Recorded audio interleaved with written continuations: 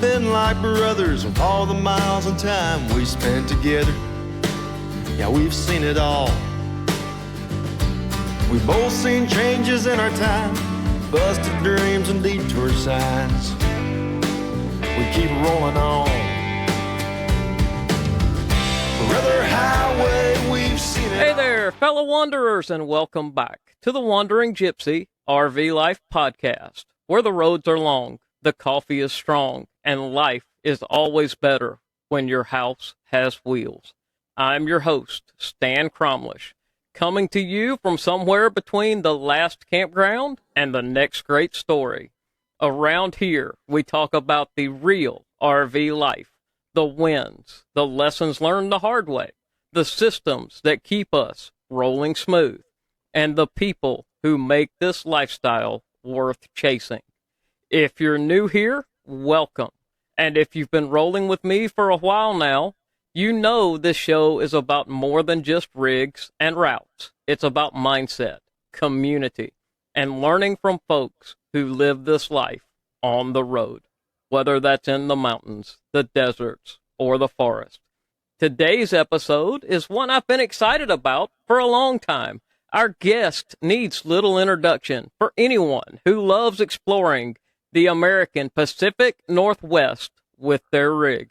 He hosts a podcast that's become a go-to resource for travelers who are passionate about RVing, camping, and outdoor adventures across Washington, Oregon, Idaho, and beyond, sharing insider tips, destination guides, gear ideas, and definitely real stories from the road. From the Pacific Northwest coastlines to those misty mountain passes, to quiet forest campgrounds and hidden scenic byways, he shows listeners what makes this corner of the country such a compelling place to explore by RV.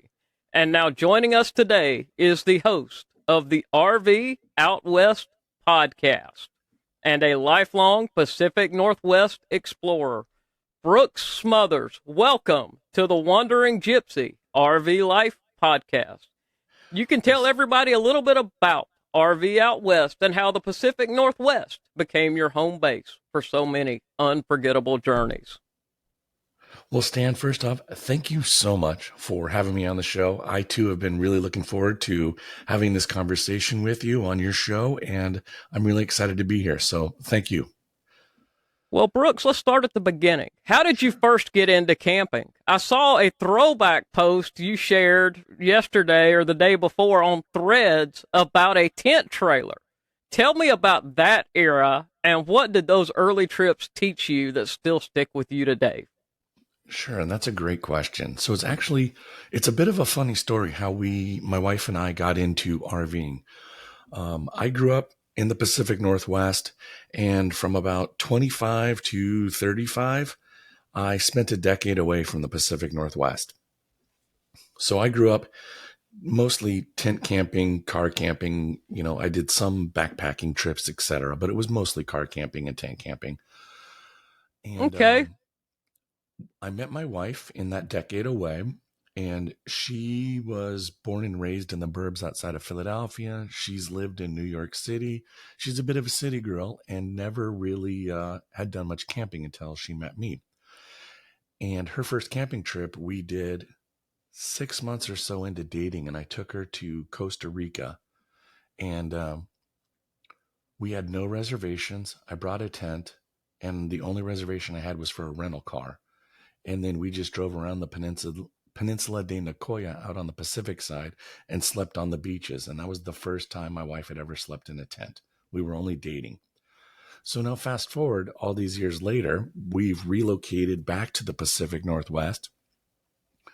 We have at that time, my son was probably 4 or 5 years old and my daughter was probably 3. And we were at a friend's barbecue and they had a tent trailer.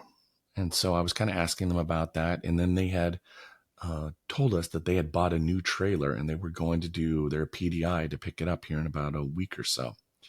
Did we have any interest in buying their tent trailer? And I immediately said yes, and my wife immediately said no. And I looked at her and I was like, what do you mean no? And she goes, well, that's not camping.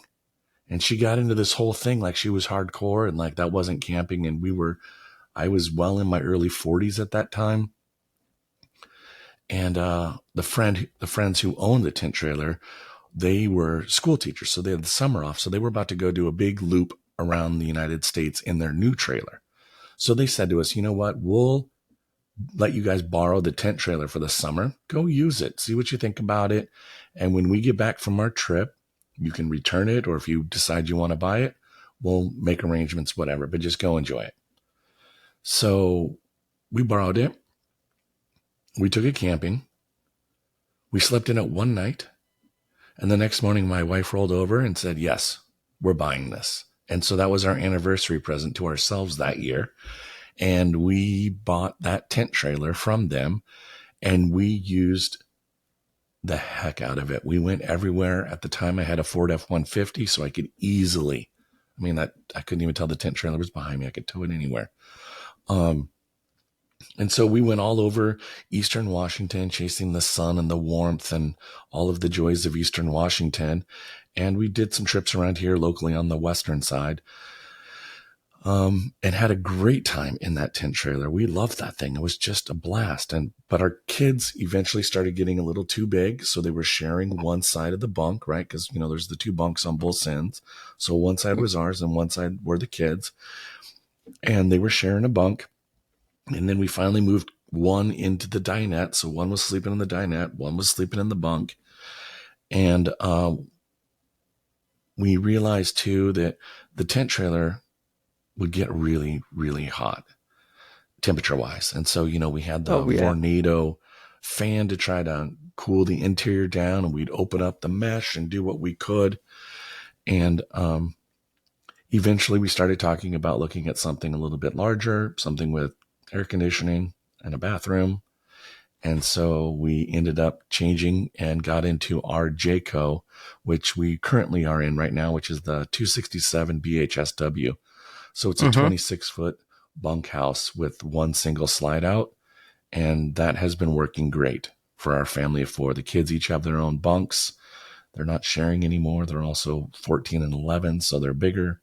So it just works out. It's been a great rig, and we've driven that thing 10,000 miles around the United States.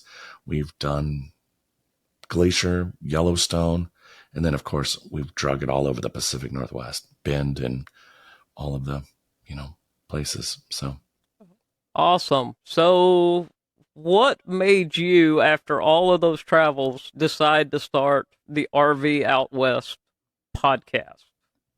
The pandemic, honestly. Really? Yeah. So we were, we had been RVing by the time the pandemic hit. We were probably 3-4 years into our RV journey at that point, and the world had shut down.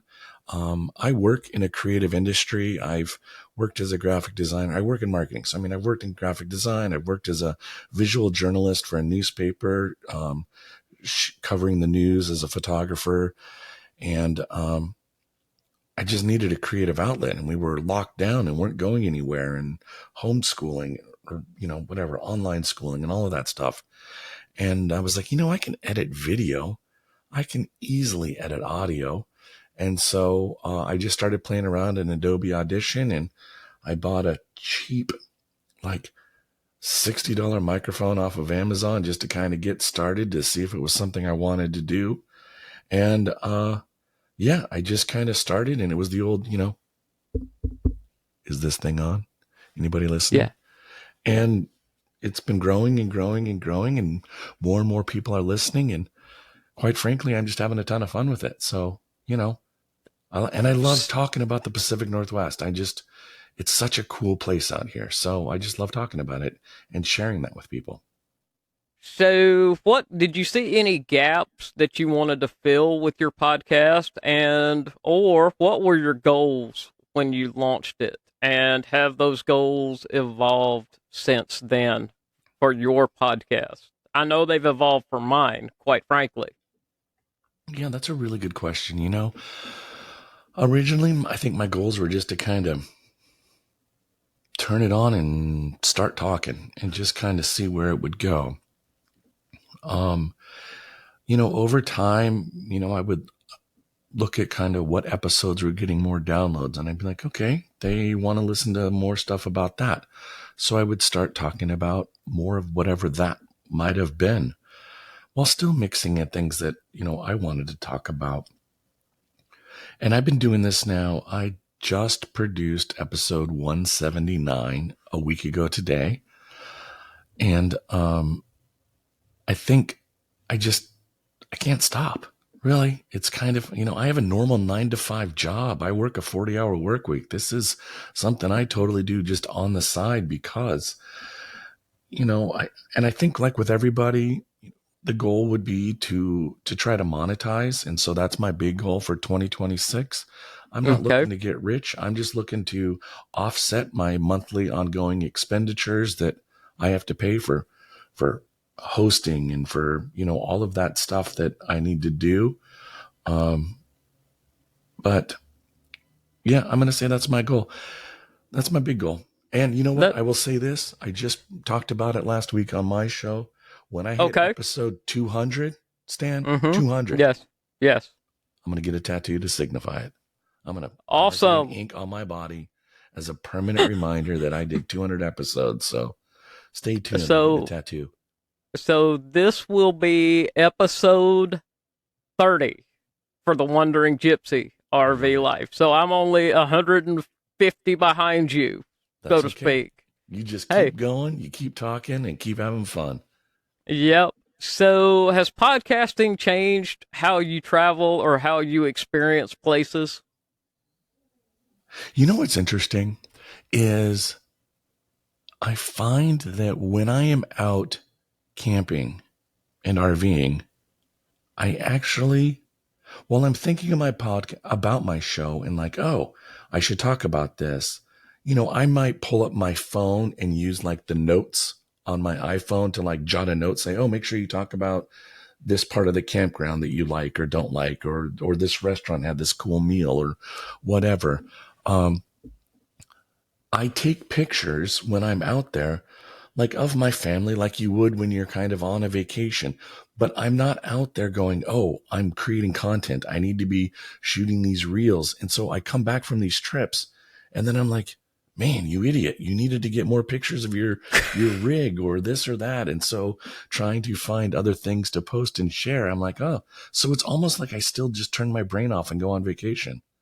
And I am guilty of the same thing. I spent a week in Vegas at the World Series of Team Roping and the National Finals Rodeo, and I recorded a grand total of 45 seconds of content. And when I got back, I'm like totally kicking myself for not doing it. But that tells me that I'm a lot like you in that respect. I live in the moment, and in the moment means I'm not thinking about content, and maybe I should. Yep. Well, and I think that's good because you're there too, right? So you need to be in the moment. You need to be there. You want to be there to watch those events, to watch those roping events, and to listen to that music and be a part of it instead of like, oh, I need to capture this. So, I think it is what it is. So it's okay. Yeah. So when you're camping and traveling, Brooks, what hobbies or activities do y'all as a family really lean into on the road? So we are very competitive washer pitchers, and we play the campground game washers a lot. There's a lot of smack talk that goes on in our family during that. In fact, the group of friends we camp with, we started a tournament that I can't remember if we called it the Tournament of Champions. I don't know. We're very tongue in cheek about it, but, and I bought one trophy, which was like the Ozark Trail knockoff for the Mesa Solo Stove, the little countertop, little mini fire pit. And I was like, okay, I'm buying this out of my own money. Whoever wins the tournament this year, next year is responsible for bringing like a $30-ish present gift for the winner. And a friend of mine, Josh, his high school daughter is in the middle of a dynasty right now, and she has won the last 3 years in a row. She is undefeated. So he has actually gotten her these really beautifully, magnificently gaudy, over the top goat rings, plastic. So when she's at the campground, she's walking around with her 3 rings on her finger that say goat, and it's amazing. So she is currently the reigning champion, 3 years roll. It's crazy. Oh, wow. Leave it to a Wow. 15-year-old to kick everybody's butt. I don't even know. It's awesome. Hey, that, the kids got it going. The kids have it going on. Yeah. So What let's else? talk. Outside of other activities, it's not, we will go hiking, we use it as a base camp. I like to eat and go explore different places to eat food. So if we're in an area where there's a particular restaurant we want to check out, we'll go do that. My daughter is on a competitive, team. And so we will use the trailer, we've driven down to Vegas because she's had competitions in Vegas. And then we've stayed in our trailer at that. So it's kind of a mix use. Yeah, that's kind of like mine. So moving into more technical aspects of the RV life, let's talk tools. What apps or resources do you rely on to make travel less stressful? Like examples are RV Life Trip Wizard or the KOA Campground app, or in my case, I have Internet of Things. I've got a propane check app so that I can monitor the amount of propane in my tanks. I've got the Power Watchdog surge protector that I can take a look at, and my thermostats are connected to the internet as well so that I can modify temperatures and all of that on those hot days when I'm headed back from a hike or a fishing trip. What about you? What do you do? What tech tools do you use? Sure. Before a trip, I've used Campendium a fair amount. And even when I'm on the road, if I need to find a dump station, Campendium has been really good to help me locate a dump station if, I've not been able to dump at a campground. I used Road Trippers for a while. I haven't used them in a while, but that's also, I think, mostly same thing with like RV Life's planning app, because I'm not planning these monster big trips anymore, right? We've done that one 10,000 mile loop where we were on the road for 5 weeks. But for me, I'm a weekender. So, mostly I'm using the state park websites to book state parks and those kind of things. I do use, one of my sponsors of my show is, camperalerts.com. And I use Camper Alerts to set alerts for getting campsites in, state parks, national parks, and other, RV resort places too. And the difference between kind of using the state park, like alert me when a site becomes available, is that only happens like once every 24 hours, I think, like every 7 o'clock in the morning, the state park one will send it out. Where Camper Alerts is checking, depending on which alert you used, every 15 minutes.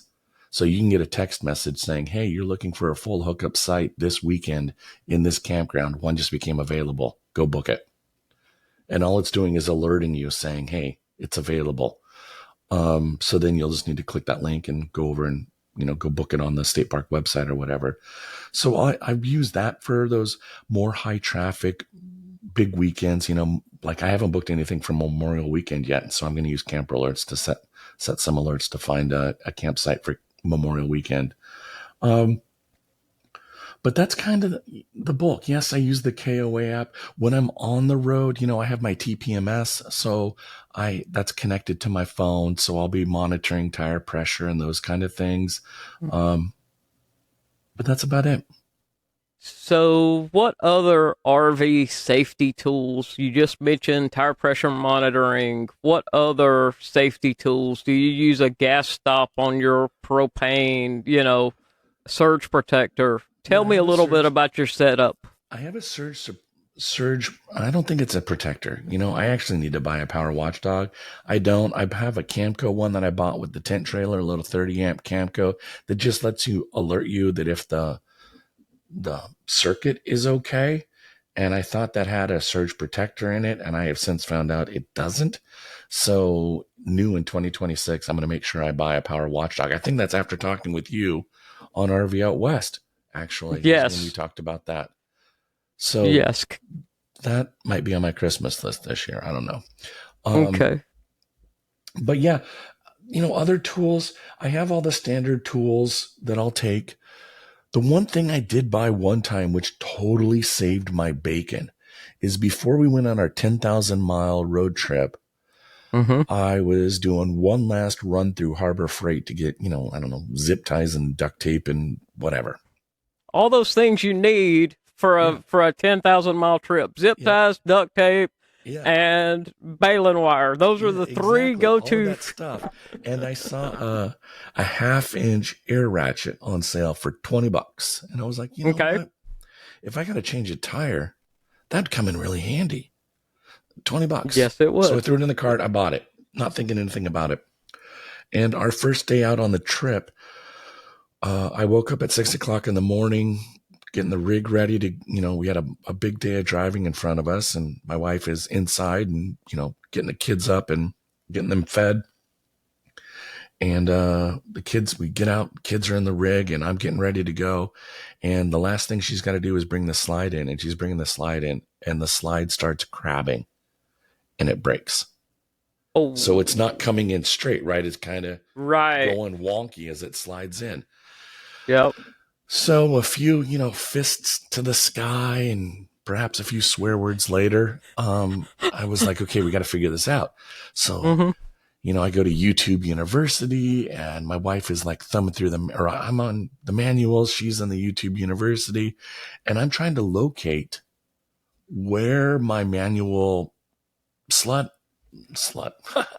my manual nut is to bring the slide in, right? Right. And I was like, wait a minute, I don't even know where that is. So lesson 1 is always make sure you know where that is to be able to bring your slide in manually. If you do not know, you don't want to find out when you're in that situation. You want to know ahead of time. Once I found it, though, I was like, this is crazy. So I'm so glad that I bought that air ratchet, and I hooked up to my air compressor, and I was able to, it was a little 3-gallon air compressor tank. So it was a lot of bring it in and then pause, fill the tank. Let it run, bring it in. Yep. Fill the tank. Yep. But I brought it in, and I like to joke that if I didn't have that air ratchet with me, I think today I would still be under my rig with a manual socket wrench trying to wrench in that slide. I'm sure. We got it in. It was great, but I am so glad that I had that air ratchet in my rig, in my tow vehicle. So I keep it in there all the time now, whether it's for changing a tire or whatever, but it's just awesome. Good deal. So you've covered a lot of ground in the Pacific Northwest. What are some of your favorite places you've visited? If I told you, I'd have to kill you. Okay, well, go ahead and tell me anyway. Any spots that surprised you, maybe? Places you didn't expect to love as much as you did? I will share with everybody. I'm just kidding. The first place that comes to mind that I really love, it's so beautiful. It's down in the southwest corner, right at for all intents and purposes, right at the mouth of the Columbia River. And there's a state park down there called Cape Disappointment. And it is just beautiful. And it is a great base camp. You're 20 minutes, half hour to go over the bridge into Astoria, Oregon. So you have that, which really Astoria is kind of the kickoff starting point to go down the Oregon coast. But in and of itself, Astoria is a very cool destination. It's the Goonies home for anybody who's been around long enough to know the movie Goonies. But also you have Long Beach, Washington, a little bit to the north.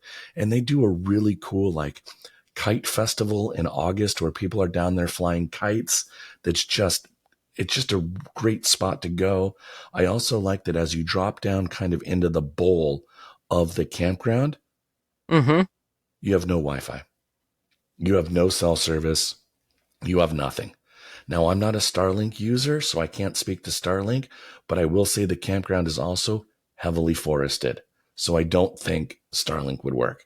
So if you're really Oh, looking wow. for a forced, mandatory unplug, Cape Disappointment is amazing.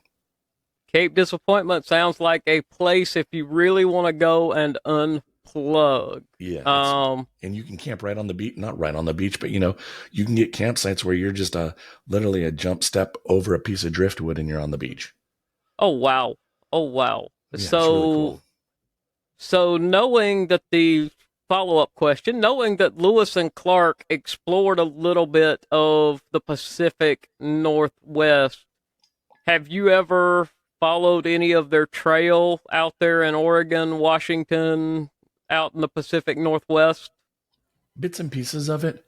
I have, every time I go down to like Hood River, Oregon, and I'm down there kind of in that Columbia Gorge area, the scenery is breathtaking. And I am always just reminded of like, what would that have been like for Lewis and Clark with with the wagon wheels and I just can't even fathom the amount of work and time to get over all of those mountain passes and then to be there along the Columbia River, so close to that destination in the Dalles, and it just blows my mind. I don't even know. I think though, if I were to do it, I would be the guy in the chuck wagon.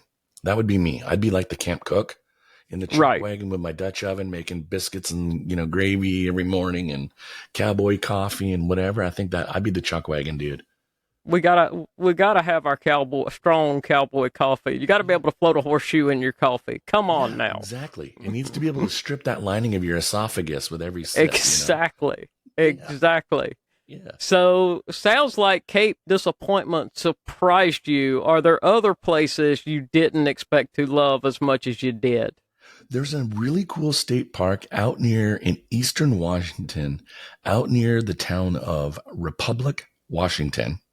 Okay. And it is on a lake called Lake Curlew, Curlew. And Lake Curlew is a really cool campground and place to go fishing. And the place for me has a little bit of oddly historic reference to it because my great grandmother, Mimi, who I'm very blessed that I have fond memories of as a child, I knew her. I mean, she lived till she was like in her 90s. And so from the time I was born till the time I was like 10, I know her. So I have like, it's not just passed down stories of your great grandmother. But what I didn't know until long after she had passed was that her and her husband owned an Airstream. They lived in Oxnard, California. And every summer they would tow their Airstream up to Lake Curlew and they would spend the summer on Lake Curlew fishing. Wow. I just have seen pictures recently of her like holding monster fish and I was like, this is just super cool. Fishing is one of my favorite things to do. Yeah. Yes. So put Lake Curlew on your list if you're making it out to Washington State.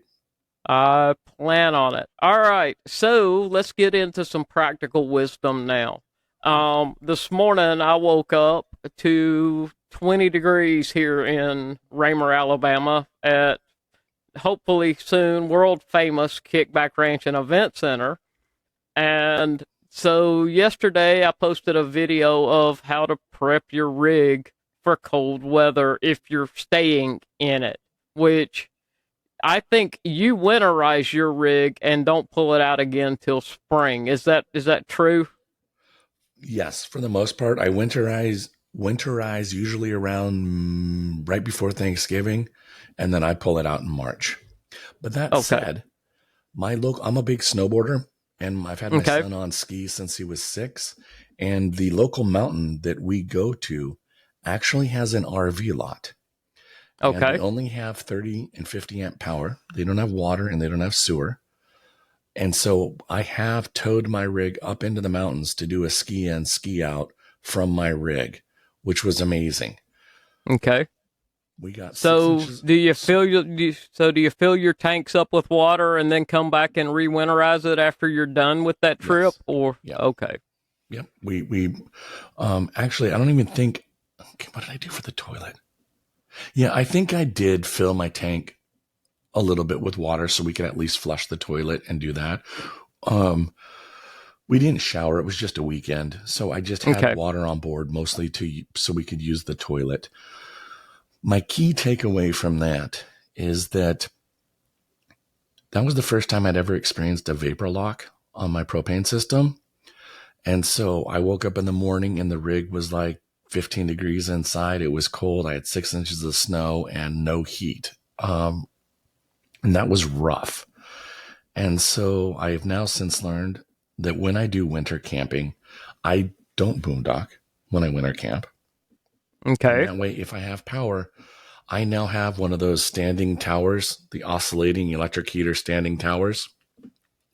And so that's my secondary backup heat source. So even when I go to bed, I will put that on. It's the only thing plugged in and it will be running. So if for some reason I have a vapor lock or propane failure or, whatever, at least I'm not waking up to a 15-degree interior temp. Yes, yes. So, funny story. I'm going to tell you a little funny story. Okay, so I'm in a motorhome that has an internal propane tank, and I've got the extended stay so that I can have an external propane tank. Last winter, I made the mistake of running my external tank out of propane.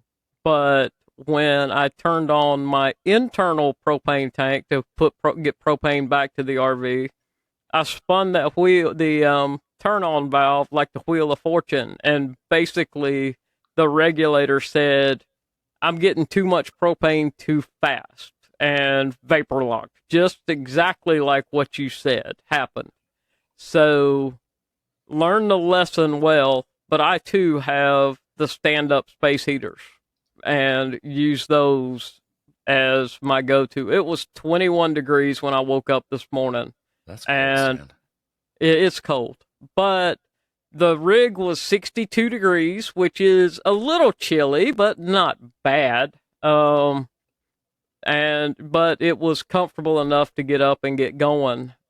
But, so you don't camp actively in the winter except a 1 or 2 off during the Correct. winter. Correct. Okay. Yeah. Okay. Because like I had mentioned earlier, my daughter's competition schedule is Yeah. basically January through April.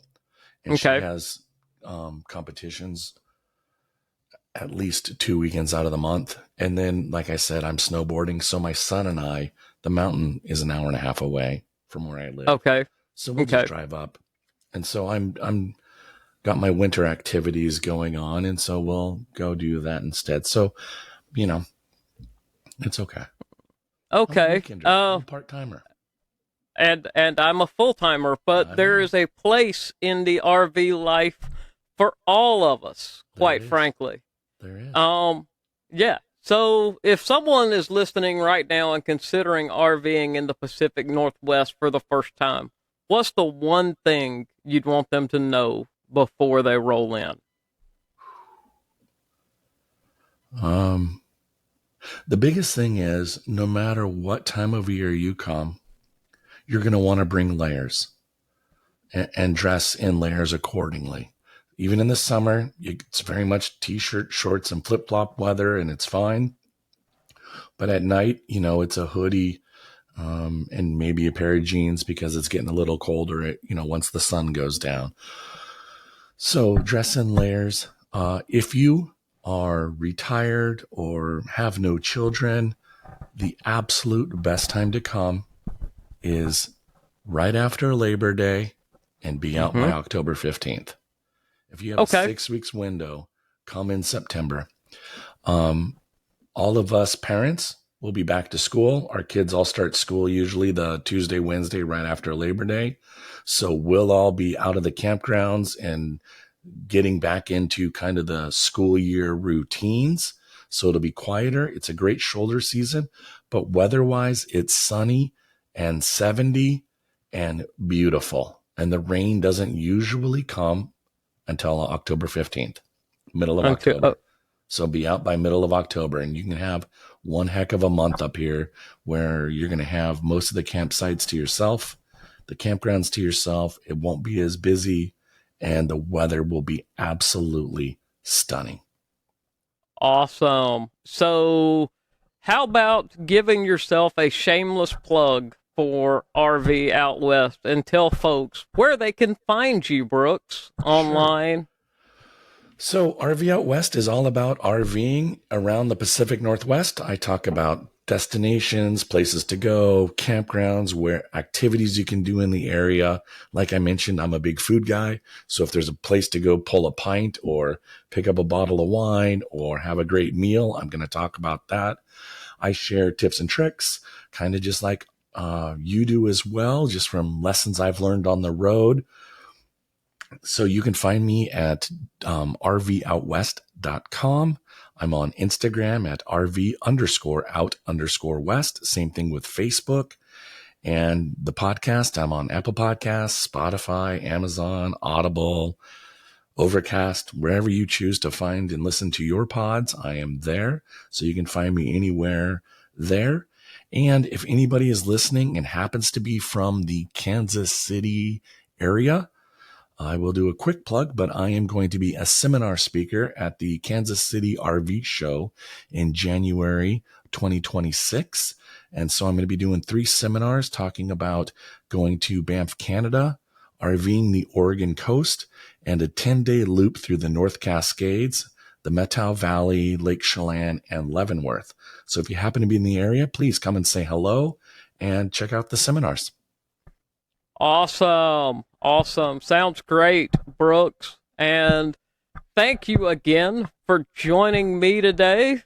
Stan, This is, it's always fun. You know, we get to have fun, Brooks.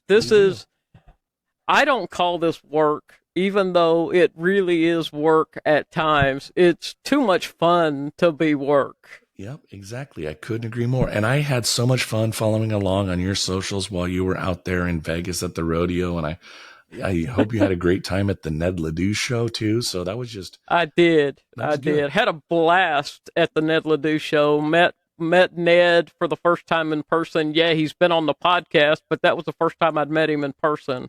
Nice. And it was fantastic. The week in Vegas was a highlight of the year. But, you know, one of the things I try to do on my podcast is educate folks. And that week was all about educating cowboys. They live in living quarters, horse trailers, go up and down the road in the pickup campers, but they don't look at those living quarters trailers or pickup truck campers as RVs. They are, though. They are RVs. They have every system I've got and you've got in our rigs. Right, of course. So the goal was to educate some of those guys about tire pressure monitoring, water filter systems, Yeah. surge protectors, all of that. But it was also a time for fun. I had a blast in Vegas myself. I really did. But I follow you. I lurk on your socials as well, Brooks. Yep. That's what makes it fun. It is. Makes this the RV community. And I'll be at the Tampa Super Show in January. My first trip to the Tampa RV Super Cool. Show. Yeah, that was going to be on my list this year, and then Kansas City rolled around, and they're just a few weeks apart. So I kicked the can on Tampa, and maybe I'll be there in 2027. But I would like to meet you in 2027 in Tampa, that would be fantastic. Awesome. Yeah. So one last question: Are you are you a member of any organizations like the Family RV Association, which formerly was FMCA, Family Motor Coaches? I am not. Okay.